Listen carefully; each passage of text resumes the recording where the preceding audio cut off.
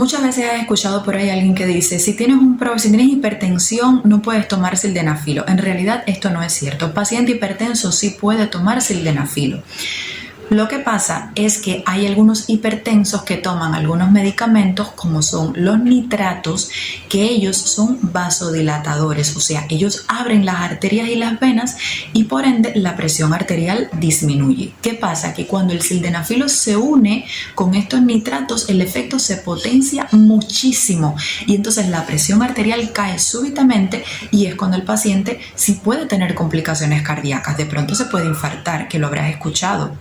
Por eso es que existe el dogma de que el sildenafilo produce infarto y que disminuye mucho la presión. En sí no es el sildenafilo, porque él, por él solito, si no estuvieras tomando nada más, lo único que te va a bajar la presión arterial son alrededor de 8 milímetros de mercurio, o 7, dicen algunas literaturas, cuando empiezas a buscar.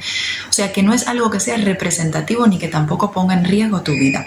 Cuando sí la pone en riesgo es cuando lo unes con estos fármacos de los que te he hablado, los nitratos, que ahí está el dinitrato de isosorbide, el mononitrato de isosorbide, incluso hay otros fármacos como es el riociguat o como es el ritonavir, que es un fármaco utilizado es un antirretroviral utilizado en el VIH. Estos fármacos jamás puedes tomar el sildenafilo si estás en tratamiento con ellos. ¿Por qué? Porque sí van a potenciar los efectos adversos. ¿Quién más no puede tomar el sildenafilo? Pacientes que hayan tenido un accidente cerebrovascular, lo mismo una hemorragia cerebral o un ataque transitorio isquémico. Por último, quiero hablarte del caso del nicorandil.